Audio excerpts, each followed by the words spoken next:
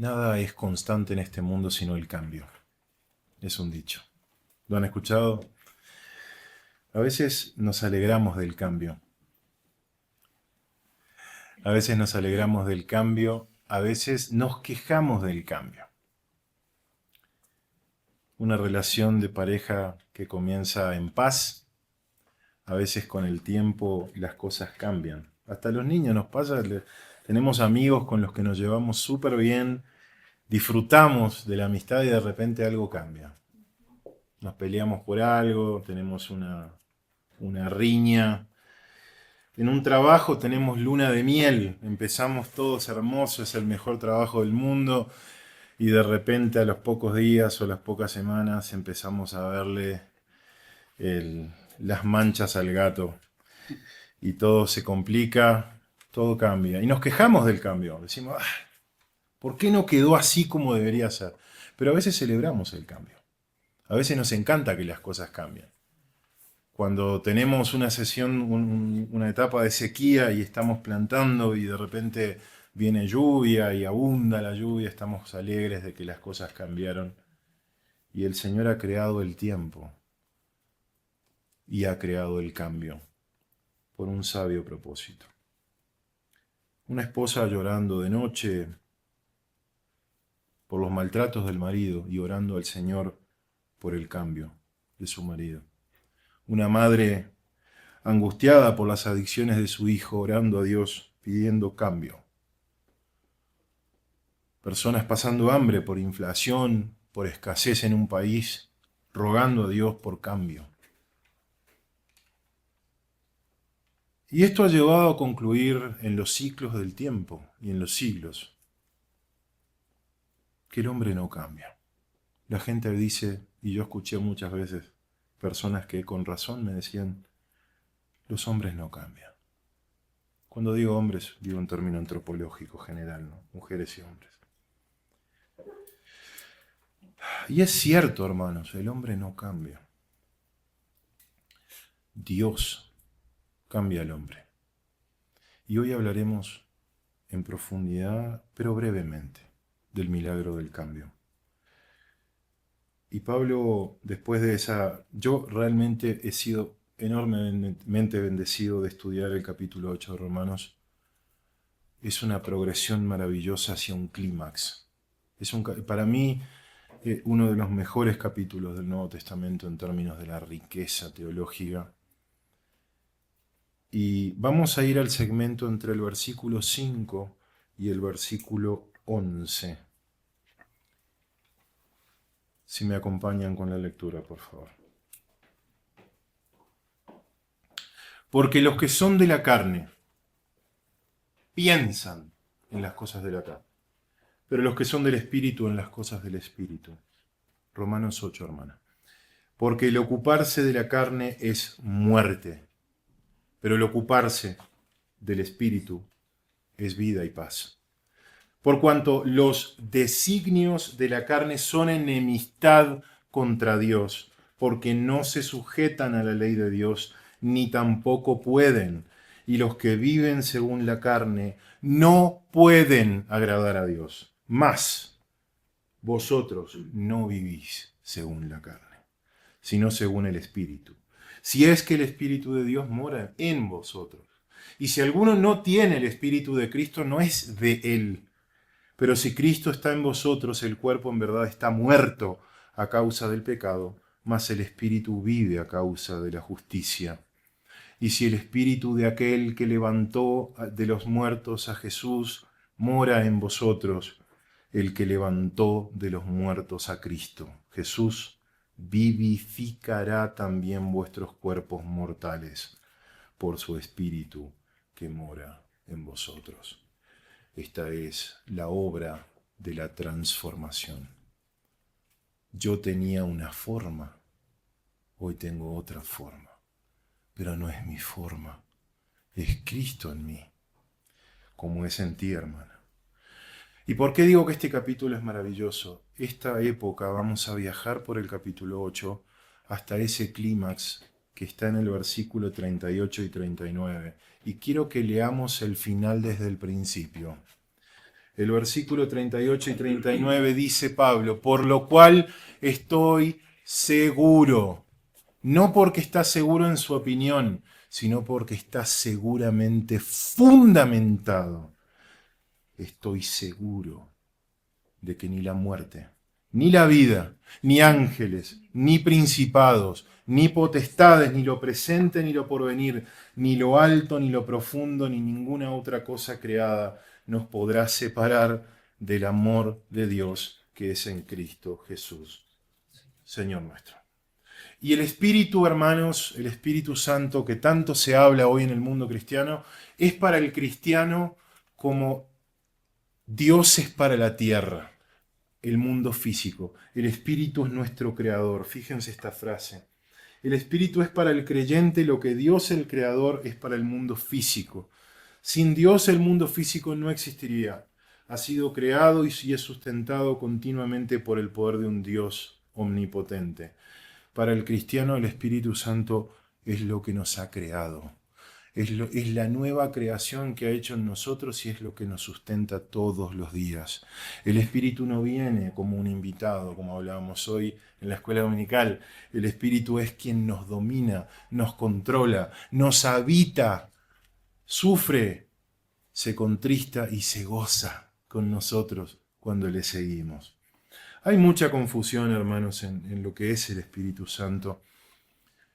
Sabemos que el Espíritu Santo es una persona y le adoramos, le reverenciamos y le tememos como a Dios Padre mismo. Tiene mente, tiene emociones, tiene voluntad, ama a los santos, enseña a los santos, guía, fortalece, consuela, disciplina. El Espíritu Santo fue protagonista en el Antiguo Testamento de toda la obra de la profecía. Y hoy hablábamos también de esa confusión, ¿no? De que venga ese espíritu, esa unción a mí, ¿no? Y recuerdo la experiencia de Elías y Eliseo, cuando Elías iba a ser llevado, ¿no? Que estaban los profetas con él, con Eliseo y el manto, y él oraba que ese espíritu que tenía Elías pasara a él, a Eliseo, incluso el doble, ¿no? Para poder conducir y profetizar al pueblo. Hermanos, en el Antiguo Testamento los discípulos no eran habitados por el Espíritu Santo. Habían unciones especiales que se le daban a determinados reyes, profetas, para que el Espíritu Santo obrara en ellos. Pero el privilegio de la habitación del neuma divino dentro del neuma humano solo podía ser posible después de la glorificación de Cristo por la obra de justificación.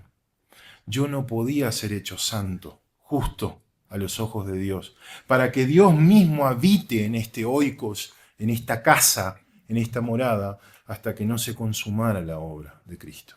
Por eso Cristo le decía a los discípulos, ustedes no entienden, les conviene que yo me vaya, para que el Espíritu Santo venga a vosotros. Bien.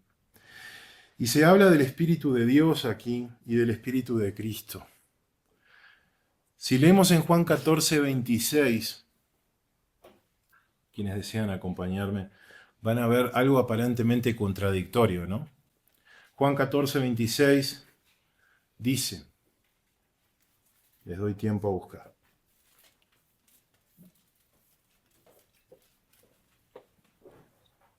Juan 14, 26 dice, mas el Consolador, el Espíritu Santo, a quien el Padre enviará en mi nombre, Él os enseñará todas las cosas y os recordará todo lo que yo os he dicho.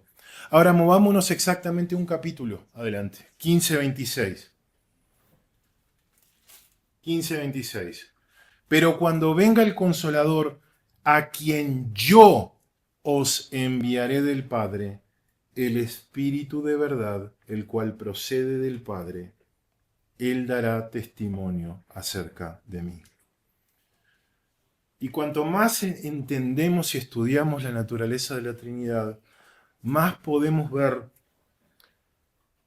que es el Dios verdadero. Imagínense a Alá o cualquier otro dios, a Zeus, solo en la eternidad, antes de la creación, ¿cómo puede amar a un Dios que está solo?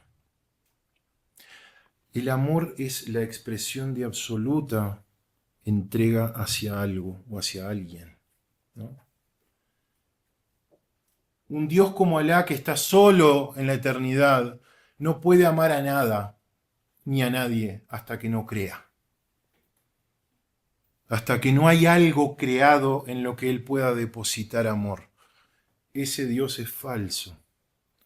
No puede amar sin crear. Dios trino, Dios eterno, el Hijo y el Padre y el Espíritu Santo se han amado desde las eternidades, antes del tiempo, y será así después del tiempo. El Padre todo lo ha puesto en las manos de su Hijo. El Hijo amado al Padre al punto de dar su vida para salvar la creación que el pecado había corrompido. Y el Espíritu Santo procede del Padre y del Hijo para crear, para regenerar, para testificar de la verdad, para producir el cambio. En la transformación que se produce en el tiempo y en el espacio es obra divina de esa persona de la Trinidad que ama al pueblo de Dios y habita en el pueblo de Dios. Abraham es una figura del Padre, de nuestro Padre en los cielos. Isaac es una figura del Hijo.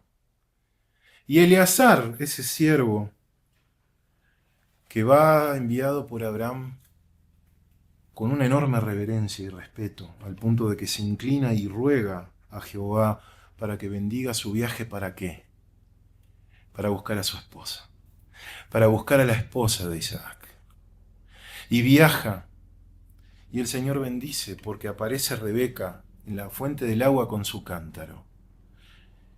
Y él ora: Señor, si esta es la joven que has preparado para mi siervo, para mi Señor, Isaac, permite que ese cántaro de agua me nutra a mí, nutra a mis caballos, mis camellos. Y el Señor bendice su viaje. Eleazar es el mensajero del Padre buscando una esposa para su hijo. Y eso es lo que hace el Espíritu Santo.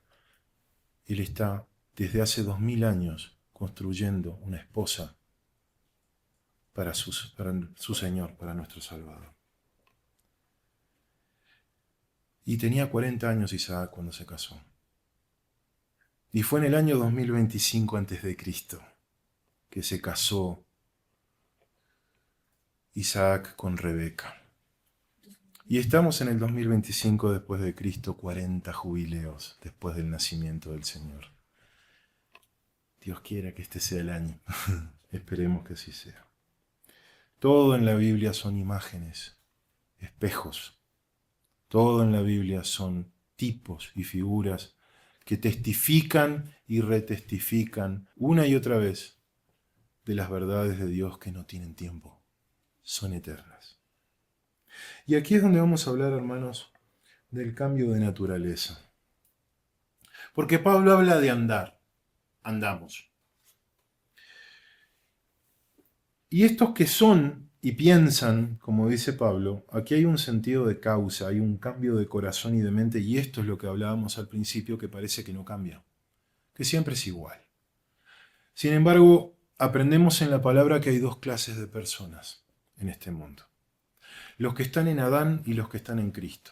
Los que son carne y los que han sido traídos a vida en el Espíritu Santo. Estos que tienen una relación vital con Dios en Cristo.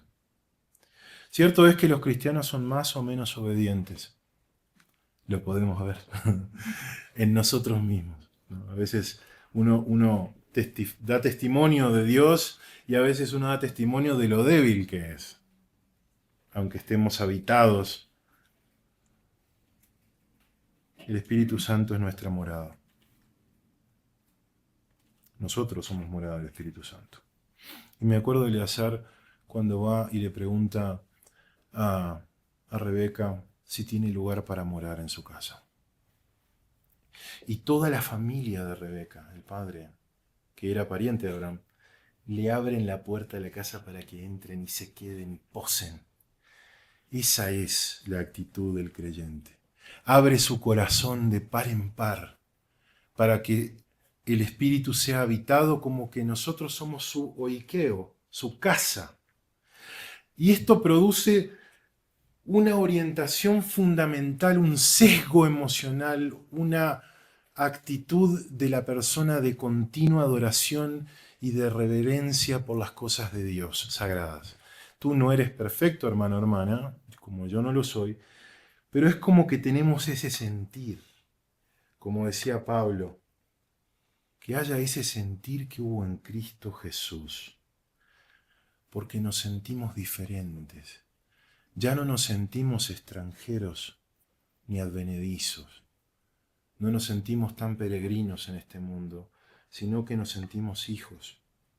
Y si hijos herederos, coherederos con Cristo si es que padecemos juntamente con Él, para que juntamente con Él seamos glorificados. ¿Cuál es la predestinación por la que tanto se nos critica? La predestinación es para que seamos hechos conformes a la imagen de su Hijo, con la forma. Porque los que antes conoció, también los predestinó, para que fuesen hechos conformes a la imagen de su Hijo, para que Él sea el principal, el primogénito entre muchos hermanos.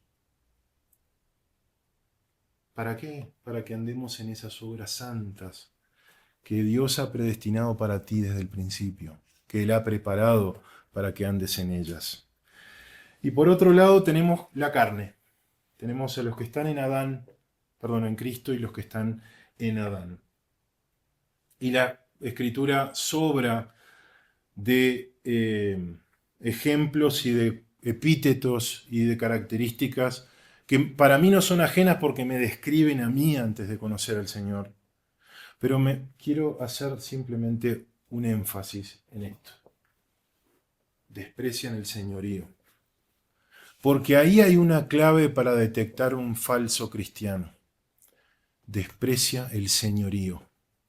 John MacArthur ha sido criticado por hablar del señorío. Porque la iglesia o pseudo iglesia está llena de cristianos que profesan de boca, pero no someten su vida. Y no hay fe sin obediencia, son dos caras de la misma moneda. Como no hay fe sin arrepentimiento, el arrepentimiento es un cambio de conducta para alinearlo con la ley de Dios. Por ende, el arrepentimiento también es obediencia. Desprecian el señorío. Jesús es mi Salvador, pero no es tu Señor. Es lo que pasa a veces. Y eso es un Dios falso. Y habla Pablo también a los filipenses, que el Dios de estas personas es el vientre, es la satisfacción de sus propias pasiones, ambiciones y orgullo. Por ende, hermano, hermana, ocuparse de carne es muerte, ocuparse de satisfacer esas pasiones, esas ambiciones, es muerte. Y el hombre natural, ese hombre que está en Adán, no percibe, no entiende estas cosas que hoy estamos hablando. Percibe las cosas que son del hombre, que son de la carne. Porque es locura. Quienes han venido de iglesias sanas, de iglesias no sanas, conocen perfectamente que muchos conceptos que nosotros predicamos, muchas cosas que tienen que ver con nuestra liturgia, con nuestra forma de adorar, suenan a locura. Suenan sin sentido para una persona que viene de otra. Y nosotros tratamos de ayudarles a entender la naturaleza del Espíritu Santo, la naturaleza de la palabra, la naturaleza del hombre. Pero ¿qué vemos? Es como tomar un cadáver y sacudirlo para que comprenda algo y entienda algo. ¿qué va a pasar? Va a quedar ahí, inmóvil e incapaz. Porque ese es el estado espiritual del hombre por naturaleza. Es un cadáver. Y uno lo sacude y le dice, incluso a la vida, el Señor mismo le está a veces sometiendo a determinadas circunstancias y la persona no comprende, no puede comprender. Y este es el orden de la salvación y también lo tenemos que entender porque incluso iglesias cristianas no comprenden la realidad de la situación y la condición del hombre. Recordemos la experiencia de Jesús con Nicodemo. ¿Cómo puede el hombre nacer de nuevo? Y la respuesta del Señor es tremenda. Dice, os es necesario nacer de nuevo. Bueno, ¿tú elegiste nacer? Yo no le pregunté ni le pedí a mi madre nacer, yo nací. ¿Y entonces cómo funciona? Y la respuesta del Señor fue contundente. El viento sopla para donde quiere. Tú no sabes ni de dónde viene ni de dónde va. Oye su sonido, puedes sentir. Así es todo aquel que es nacido del Espíritu, soberanamente traído a vida. Por eso oramos. Oramos por esa hermana, ese hermano, oramos por esas personas que les predicamos, pero que es como un cadáver. No hay manera. Pero Dios puede hacer ese milagro. Y cuando dicen, bueno, sí, es soberano, eres habitado por el Espíritu, pero eso no implica que tú eres un robot. Eres habitado por el Espíritu, pero eso no te trae a pasividad. No te hace perder la mismidad, sino que te trae a actividad. Es totalmente lo opuesto. Convence de pecado, genera esa fe salvífica, regenera espiritualmente. Pero es como un santuario, y ahí entendemos lo que es el concepto de plural y unidad. Dios es uno, pero subsisten tres personas. Y en mi cuerpo, en mi naturaleza, yo soy Pablo, pero el Espíritu mora en mí y obra en mí. Y somos dos, pero somos uno. Y ahí comprendemos qué es Dios. Dios es una operación divina, es un ser maravilloso y eterno que es capaz de unirnos a millones en Él, para Él, con Él, para siempre, eternamente. Y aquí es donde veíamos recién el amor y la obediencia. El que me ama, dice el Señor, mi palabra guardará y mi Padre le amará. Y vendremos a Él y haremos morada con Él. Ya no hay enemistad, ya no hay odio a Dios.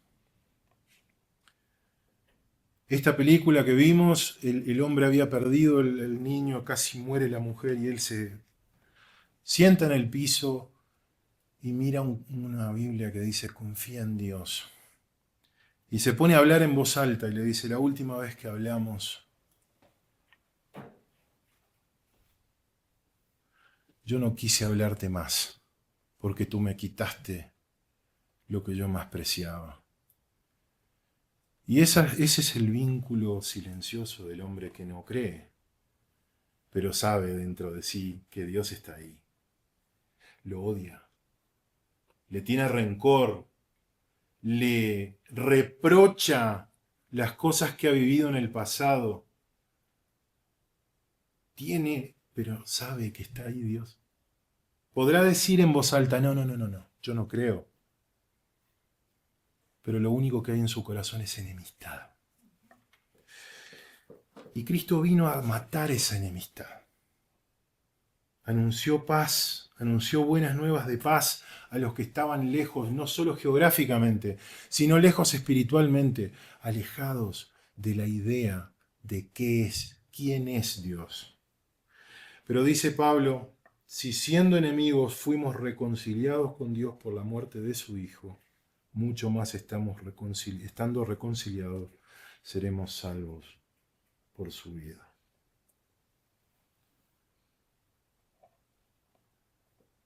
Tú puedes perder la llenura del Espíritu si eres negligente, si no tocas la Biblia, si no oras. Puedes perder la llenura del Espíritu, sí, pero nunca perderás la habitación del Espíritu. Tú has sido sellado para vida eterna. Te puedes vaciar y llenarte de afectos mundanos. Puedes sacudir la carne en placer, sacudir la carne en cualquier tipo de distracción. Puedes incluso darle la espalda a Dios, pero jamás dejará de habitar el Espíritu Santo en ti, si es que Él te ha llamado a vida. ¿Qué ocurrirá? Que Él te disciplinará. Tienes que levantarte del sueño, hermano. Ahora está más cerca de nosotros la salvación que cuando creímos. Todos estamos esperando que la adopción final de nuestra carne, la redención de nuestro cuerpo. El día que estemos en la presencia del Señor, dejaremos de batallar con esto que parece que no cambia, con esto que parece que lo cargamos como un cuerpo muerto, como un zombie, todos los días. La redención final de nuestro cuerpo es nuestro destino. Y enseñaba Pablo este maravilloso capítulo que es el 15 de 1 de Corintios. Así también es la resurrección de los muertos. Se siembra en corrupción, resucitará en incorrupción. Se siembra en deshonra, resucitará en gloria. Se siembra en debilidad, resucitará en poder. Se siembra a cuerpo animal, resucitará cuerpo espiritual. Hay cuerpo animal y hay cuerpo espiritual. La siembra es la muerte de Cristo en el creyente. Yo he muerto, tú has muerto. Tu cuerpo ha sido plantado, muerto con Él, levantado de nuevo a vida espiritual. Y el mismo Espíritu, dice Pablo en este pasaje que leímos, que levantó a Cristo de la tumba, es el mismo Espíritu que te arrebatará a su presencia. Es el mismo Espíritu que levantará de la tierra, de la tumba, primero a los muertos, a los que ya han pasado y han sido sembrados como una semilla. El Espíritu los levantará y nos levantará a nosotros por igual. ¿Por qué? Porque somos uno. Somos todos uno. Somos la esposa de Cristo, somos su pueblo. Tú y yo estamos habitados por el mismo Espíritu, somos uno. Por eso quien no ama a la iglesia, quien no está en comunión con la iglesia, sabemos, dice Juan, que no es de los nuestros, que no le pertenece a Dios. Porque si tú amas a Dios y Dios te ama y estás en comunión, ¿cómo no puedes amar ese mismo Dios que está en mí, que está en comunión conmigo? Y ese es el gran mensaje de lo que Cristo vino a hacer. Y la exhortación es esta. Es por causa del pecado imputado a Cristo que se produce la muerte como co-crucificado con Cristo. Y es por causa de la justicia que descansa en la muerte de Cristo que puede instaurarse la vida. Y enseñaba Pablo, fue hecho el primer hombre, Adán, alma viviente, el postrer Adán, espíritu vivificante. Porque mora y da vida. Da vida, dentro de mí hay vida por él, no hay vida por otra cosa. Yo era muerte y ahora soy vida. Hermanos, en esta ocasión en que vamos a comer ese cuerpo y tomar esa sangre, en este momento en el que estamos anunciando la muerte del Señor y anunciando su regreso y su venida en la cual seremos redimidos en cuerpo, meditemos en esa vida que vivimos que es la vida de Él en nosotros, es su poder en nosotros. Examinemos si estamos en la fe. Probémonos a nosotros mismos. Y pregunta Pablo, ¿no os conocéis vosotros mismos que Jesucristo está en vosotros, a menos que estéis reprobados? O sea, no me digan que no saben si Cristo mora en ti o no mora. Tú lo sabes o no lo sabes, lo sabes. Y si no mora, tú sabes que eres reprobado. Y es el momento de ser posesión del Señor. Es el momento de ir a los pies de la cruz. Y no solo invito aquí, invito a quien sea que esté mirando por los medios tecnológicos, a que vengas a ser limpiado, a que vengas a ser resucitado a vida espiritual, a ser adoptado a su familia. No hay vida fuera de Él. Y el mensaje que fue desde el principio hasta el día de hoy es el mismo. Arrepiéntete.